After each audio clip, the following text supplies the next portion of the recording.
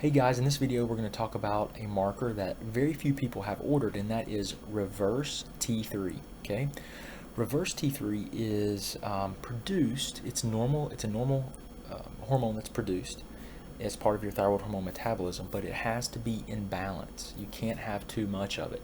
If you have too much reverse T3, it's interesting because reverse T3. Remember, if you've watched my video where I talk about free T3, you know that the free T3 is the T3 that can go into the cell, attach to the receptor, and drive the cellular metabolism. Okay, reverse T3 can also go into the cell and attach to the receptor on the cell, but it doesn't stimulate the cellular physiology. If it does, it's very weak. Okay, but what it does is when it attaches to that receptor, it blocks, or it blocks that receptor from your free T3 attaching to it and stimulating it. So essentially, it's blocking these receptors. So you don't want too much of it. If you have too much reverse T3, it can actually act as a brake to slow down the metabolism. So if we're going to use an analogy, your free T3 is like the gas pedal, your reverse T3 is like the brake.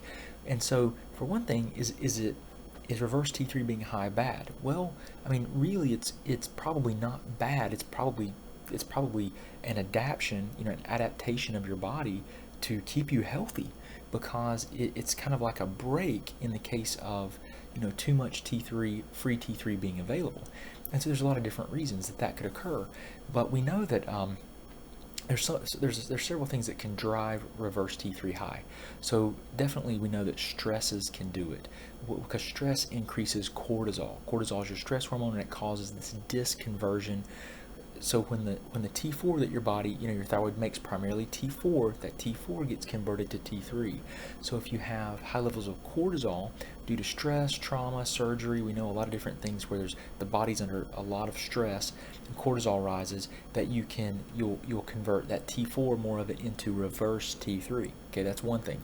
We know that that an increased inflammatory load, like cytokines, these inflammatory chemical messengers that the immune system makes, and I say inflammatory, and I just want to qualify that not all cytokines are inflammatory. They're not. They're chemical messengers, but just for simplicity of our discussion, cytokines, let's say an increased inflammatory load of cytokines, which are produced in autoimmune states, will also cause some disconversion. Now, or conversion of T4 to T3, or reverse T3. Okay, so we're talking about things that can drive reverse T3 higher.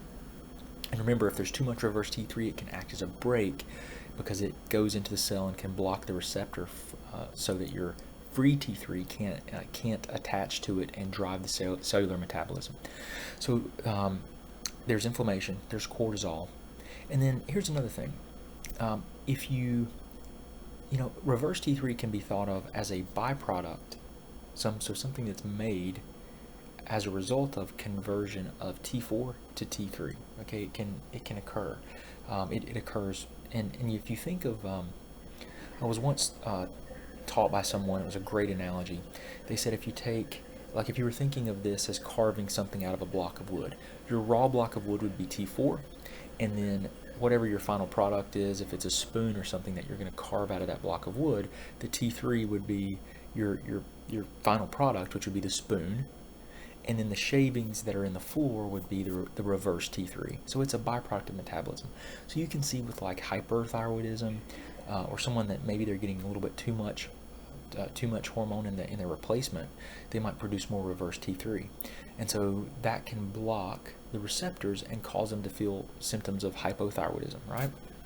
So this is why you want to check a lot of things on people and not just look at the thyroid hormone levels, not just look at TSH, because there's we know that all these systems, everything's connected. I mean, it really just comes down to everything's connected, and it all can impact your body's physiology and function, and it can make you feel terrible, and it can really be frustrating as a person experiencing it, but talking to your doctors and feeling like they just don't get it.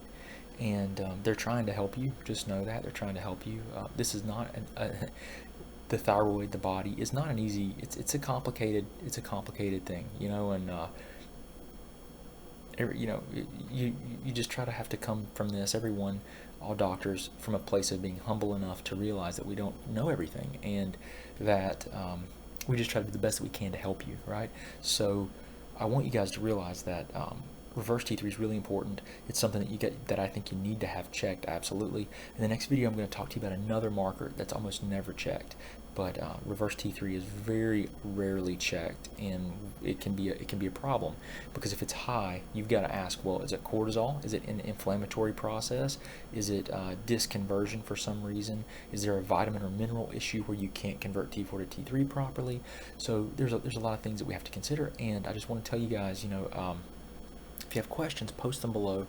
Let me know. I've got a lot of other videos on this, but I'll try to go into this in more detail and help you guys out, okay? I really appreciate you guys. If there's anything that I can do for you, or if you need anything, just let me know. Thanks.